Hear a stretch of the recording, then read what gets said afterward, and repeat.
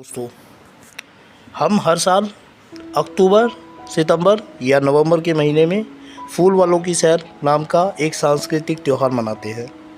लेकिन बहुत कम लोगों को ये जानकारी है कि इस त्यौहार को क्यों और कब से मनाया जा रहा है। इसी बात को लेकर हमने बनाई है अपनी आज की ये वीडियो, जिसका नाम है फूल वालों की सैर।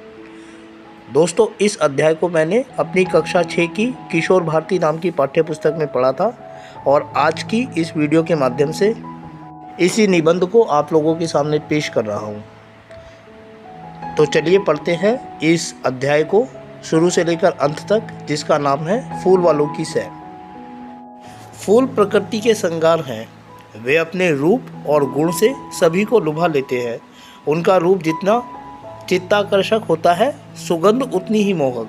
आदमी ही नहीं, देवताओं को भी वे प्रिय हैं। इसीलिए फूलों से हम अपने देवी देवताओं की पूजा करते हैं, अपने मेहमानों का स्वागत करते हैं। पर्व त्योहारों के समय हम अपने घरों को फूलों से सजाते हैं। फूल परस्पर आदर, मैत्री और सौजन्य की भावना दर्शाते हैं। इन्हीं भावनाओं के प्रतीक के रूप में हम मानते आ रहे हैं फूल वालों की सैर। यह एक ऐसा रंगारंग उत्सव है जो मुगल काल से ही दिल्ली में मनाया जाता रहा है। इस मेले का आरंभ अकबर शाह सानी के समय में सन 1812 में हुआ था।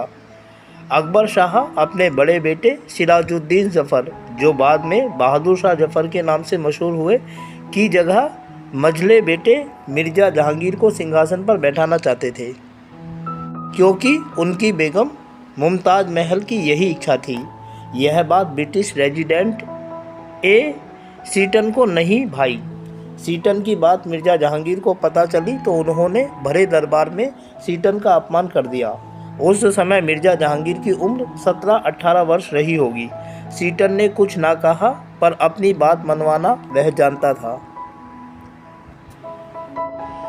इसके कुछ ही दिनों बाद सीटन बादशाह से भेंट करने दीवाने खास गया। वहाँ से जब वह हाथी पर सवार होकर वापस आ रहा था, मिर्ज़ा जहांगीर ने उस पर नौबत खाने की छत से गोली चला दी। सीटन तो बच गया, लेकिन उसका अर्दली मारा गया। दोस्तों, अर्दली का मतलब होता है अंगरक्षक, बॉडीगार्ड। इससे क्रुद्ध होकर सीटन ने मिर्ज़ा जहांगीर को गिरफ्तार करवा लिया और उसे इलाहाबाद के किले में कैद कर दिया। मिर्ज़ा जहांगीर को कुछ ही समय बाद रिहा कर दिया गया। इस अवसर पर खूब खुशियाँ मनाई गई। इलाहाबाद से दिल्ली तक के पूरे रास्ते में जगह जगह दावतें और आतिशबाजियाँ हुईं। मिर्ज़ा जहांगीर शाम से दिल्ली वापस लौटे। इस खुशी में बेगम मुमताज़ ने ख्वाजा बख्तियार काकी की मजार पर फूलों की चादर चढ़ाने की तैयारी शुरू की। मुमताज़ महल के साथ दूसरी बेगमें, बादशाह तथा और लोग भी जुलूस बनाकर निकले। जिसने सुना वही महरौली की तरफ चल दिया। लोगों का कहना है कि उस समय दिल्ली बिल्कुल खाली हो गई और महरौली में तिल भर की जगह नहीं बची। 7 दिनों तक बादशाह का शिविर महरौली में लगा रहा। धूमधाम से फूलों की चादर चढ़ाने का प्रबंध किया गया। बहुत बड़ा जुलूस निकाला गया। बादशाह ने आदेश दिया कि सूफी संत की दरगाह के साथ साथ महरौली स्थित योग माया मंदिर में भी फूल अर्पित किए जाएं। कहा जाता है कि महाभारत के युद्ध के बाद महाराजा युधिष्ठिर ने योग माया का मंदिर बनवाया था। इस प्रकार एक प्राचीन मंदिर और एक सूफी के मजार के बीच फूलों का संबंध बन गया। पहले दिन योग माया मंदिर में फूल चढ़ाए गए। अगले दिन ख्वाजा बख्तियार काकी की दरगाह पर फूलों की चादर चढ़ाई गई। उस अवसर पर कई दिनों तक मेला चला। इससे लोगों में आपसी मेल मिलाप और एकता की भावना बढ़ी।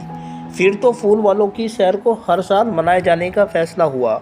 बाद में सिराजुद्दीन जफ़र के समय मेले की रौनक और बढ़ गई। बहादुर शाह जफ़र खुद बड़े शायर थे और इस मेले में बहुत उत्साह से भाग लेते थे। सन 1857 के स्वतंत्रता संग्राम के समय अंग्रेज़ों ने दिल्ली की नाकेबंदी कर रखी थी, लेकिन जब फूल वालों की सैर का समय आया तो बहादुर शाह जफ़र, बेगम मुमताज़ महल तथा अन्य अधिकारियों के साथ चांदनी चौक, लाल कुआं, अजमेरी गेट होते हुए महरौली पहुंचे और वहां 3 दिन रही। दोस्तों, एक खूबसूरत से चित्र में आप लोगों को फूलों की चादर चढ़ाते हुए देख सकते हैं। फूल वालों की सैर धूमधाम से मनाई गई। यह मुग़ल सल्तनत की आखिरी फूल वालों की सैर थी।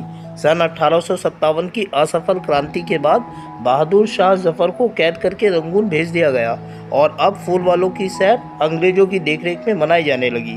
अंग्रेज चाहते थे कि हिंदुस्तान के लोग मेले त्योहारों में लगे रहें ताकि वे खुद मनमानी कर सकें। लेकिन अंग्रेज एक बात भूल गए, इस मेले का तो उद्देश्य ही एकता और आपसी मेल मिलाप का संदेश फैलाना था। फूल वालों की सैर के साथ यह भावना बढ़ती गई। अंग्रेजों ने जब इस भावना को समझा तो इसे रोकना चाहा, पर अपनी चाल में सफल न हुए। यह मेला परस्पर सद्भाव तथा सांप्रदायिक एकता के प्रतीक के रूप में चलता रहा।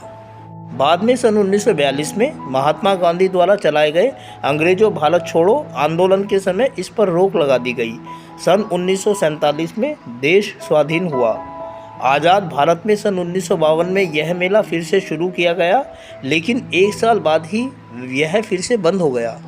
देश के प्रथम प्रधानमंत्री पंडित जवाहरलाल नेहरू ने राष्ट्रीय एकता के प्रतीक इस मेले को 1961 में फिर से शुरू करवाया। तब से अंजुमन शेरे गुल्फ रोशा नामक संस्था फूल वालों की सैर हर वर्ष मनाने का आयोजन करती है। स्वर्गीय प्रधानमंत्री श्रीमती इंदिरा गांधी ने इस मेले को एक नया मोड़ दिया। उनकी प्रेरणा से भारत के लगभग सभी राज्यों के सांस्कृतिक दल मजार और मंदिर के लिए पंखे लेकर इसमें शामिल होने लगे। इस अवसर पर हिंदू और मुसलमान दोनों मिलकर मंदिर और दरगाह में जाते हैं। प्रधानमंत्री निवास, राजनिवास, मुख्य कार्यकारी पार्षद और उपायुक्त के यहाँ शहनाई वादन होता है तथा उनको पंखे भेंट दिए जाने के साथ ही दिल्ली के वातावरण में मेले की गूंज शुरू हो जाती है। मेहरौली में यह मेला 3 दिन तक मनाया जाता है। मेहरौली को रोशनी और फूलों से सजाया जाता है। ख्वाजा बख्तियार काकी कुतुब साहब की दरगाह, शमशी तालाब, झरने, जहाज महल और योग माया मंदिर की रौनक देखते ही बनती है।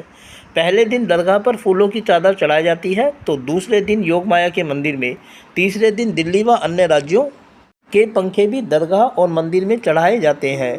इस अवसर पर कव्वालियाँ होती हैं। हजारों लोग इकट्ठे होकर उल्लास से देश की एकता तथा सांप्रदायिक सद्भाव का यह पर्व मनाते हैं। विभिन्न राज्यों के सांस्कृतिक कार्यक्रम, पतंगबाजी, बटेरबाजी, कुश्तियाँ, ढोल ताशे, तलवारबाजी, नाच गाने, कव्वाली, स्वांग, नौटंकी, शायरी, आतिशबाजी आदि के मनोरंजक कार्यक्रम देर रात तक चलते रहते हैं। इतिहास और मनोरंजन से जुड़ा फूल वालों की सैर का यह मेला भारत का ऐसा त्यौहार है जो आपसी मेल जोल और भाईचारे को आगे बढ़ाता है।